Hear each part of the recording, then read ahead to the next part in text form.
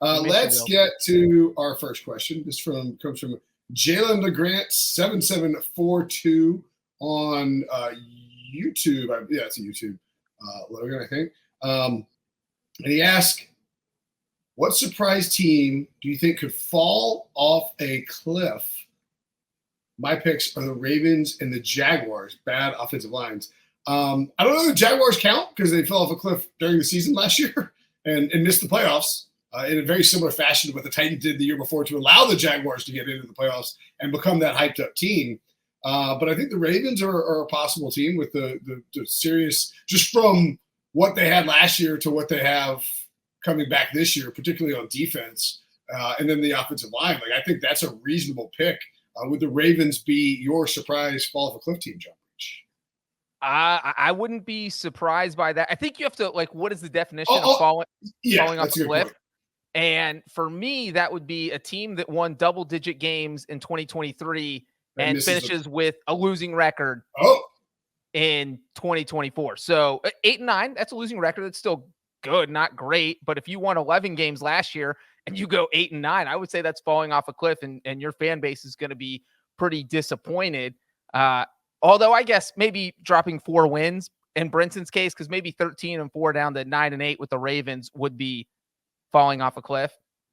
Yeah, so maybe it's dropping 4 wins. I think if the Ravens missed the playoffs, that would be falling off a cliff. But yeah, I think that, well, yeah, you're right. Now, I see 9 wins didn't feel like he fell off a cliff. It's like, 9 games, you just lost a tiebreaker. Like, tough, sometimes it happens in the NFL. I think I agree with your take, Breach. I think it's double-digit wins, straight, like the Patriots, like the Patriots, right? When they go from, the Mac Jones rookie year, like, Belichick didn't beat Brady. Brady won the Super Bowl. It's like,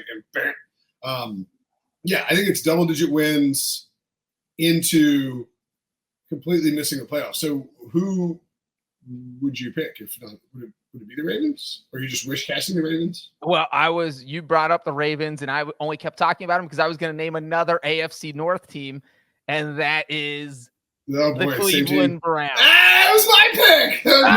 Sorry, man. Sully, is that your pick? No, it's not. Okay, good. I don't think the Ravens are a crazy choice, but you look at that division, the AFC North, it's so loaded. And look, the Bengals went 9-8 with Joe Burrow missing half the season. So if he stays healthy, they're going to be trouble. I think the Steelers are going to be better because they can't be any worse at the quarterbacks. But they upgraded a quarterback. That's what that comes down to. And they won 10 games with Kenny freaking Pickett.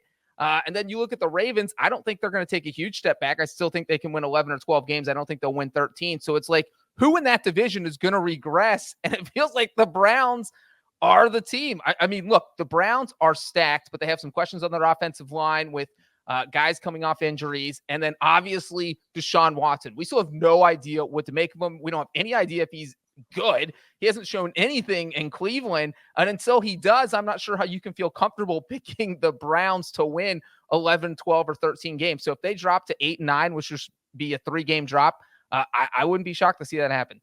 Yeah, I'm right there with you, Breach. I think that makes all the sense in the world, specifically because of the division that they play in, too. I mean, you have Cincinnati that was going through a down year last year because Joe Burrow was hurt. We're not expecting him to miss that much time again. And if Cincinnati is Joe Burrow led, they're a Super Bowl contender, let alone some team in the division. So somebody has to go down. And like you said, the Deshaun Watson era in Cleveland, if that's what you want to call it, has not worked out whatsoever, has not lived up to that. Spell E-R-R-O-R, the Deshaun Watson error. Exactly right. And so it's just been a dumpster fire with him under center. And it would be so fitting to all of a sudden have a full, 17 games of Deshaun Watson. Somehow they missed the playoffs after starting 5 different quarterbacks a year ago and making the playoffs. It would be very interesting to see that unfold. Yeah, and I'm looking really quickly at their one score. So their Pythagorean theorem had them as a 9.5 win team last year. So they exceeded it by a game and a half. Like, that's pretty substantial. I think just a very, very quick math because I was running through it. But I believe the record in 1-score games was like 5-2. So, you get lucky in 1-score games. There was a stretch there too where I feel like they caught bad or backup quarterbacks. They won 2 wins against the Bengals. Yeah.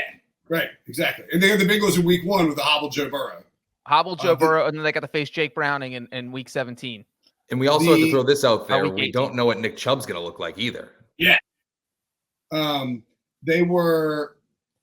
They beat the 49ers because Jake Moody missed a field goal. Scored, which is crazy. Like they ended up being only 13th in points against, points allowed, which maybe not as good as you would think relative to how what they're and their defense was incredible at home and like kind of terrible away. So that's a little weird. I think it's tough to sustain great defense back like seasons back to back to back. And I've said this, and I'm going to harp on it all damn season. Brian Callahan leaves the Bengals to go take the Titans job, and he takes his dad with him, who is the Browns offensive line coach. The Browns have been one of the best run teams in the NFL over the last 5 years, or since whenever Kevin Stefanski got there, and whatever Bob Callahan. Is Bob Callahan the guy who died? Tommy Boy. Since Bill Callahan got there, if you look at teams and lose a guy like a Mike Munchak or a Bill Callahan, there's a noticeable drop-off in offensive line play and run game play, run game efficiency after those guys leave. And I think that's going to be a bigger deal than people are sort of expecting. So, yeah, I mean, we don't want to crap on the Browns too much, but when you talk about teams who won double-digit games, obviously made the playoffs, and then you need them to actually have a losing record, I think the only two really good options are – because in the AFC, you have the Chiefs, Texans, Ravens, Browns, and Steelers, Dolphins and Bills. And the NFC, you have the Cowboys, the Eagles, the Lions, and Niners and Rams. Now, the Rams Matthew Stafford get hurt, and you can see the Rams struggle with Aaron Donald. That wouldn't be that crazy, I guess. San Francisco is hard to imagine. I'll throw one team out that, and I mean, this is consistently crapping on this. I think the Steelers are a candidate too. Negative 20-point differential. I think the Saints could be a team that they only won 9 games. They didn't even make the playoffs. Just be a team that wins 4 games. And this is not a Derek Carr thing, even though, I consistently do drag on Derek Carr. It's like Ryan Ramczyk might retire. And, they drafted a left. So you have a rookie left tackle, Ramczyk, the offense, Olave and Kamara's been good. I could just see something ugly happening for that team if the Falcons are much improved, the Panthers are better, et cetera, et cetera. Yeah, I could see that as well. I mean, again, and that division is getting better as well.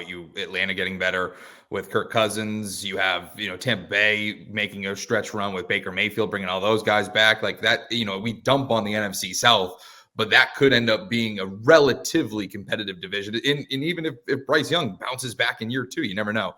That could be the case there too. The team that I was highlighting was the Dallas Cowboys. Now, I don't know if they fall into the, parameters of how we just, described it with Breach, but I will say this, there's a scenario here where after a bunch of 12-5 seasons, they don't get off to the hottest start and Jerry Jones gets panicky and decides to cut bait with Mike McCarthy. And if all of a sudden you're talking about firing your head coach, this whole season has gone awry. So in terms of just a dumpster fire, I think Dallas might be one as well.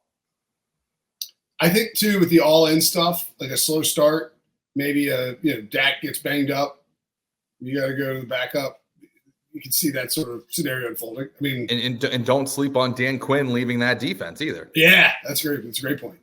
By the way, on the Saints, worth noting, I saw that before you go to the Cowboys. I was going to say on the Saints, they were plus 75-point differential. That didn't make any sense. 60, they were plus 34 against the Patriots in week 5 and plus 31. So 65 of those 75 points came in week 5 against a terrible Pats team and week 18 against the Atlanta Falcons.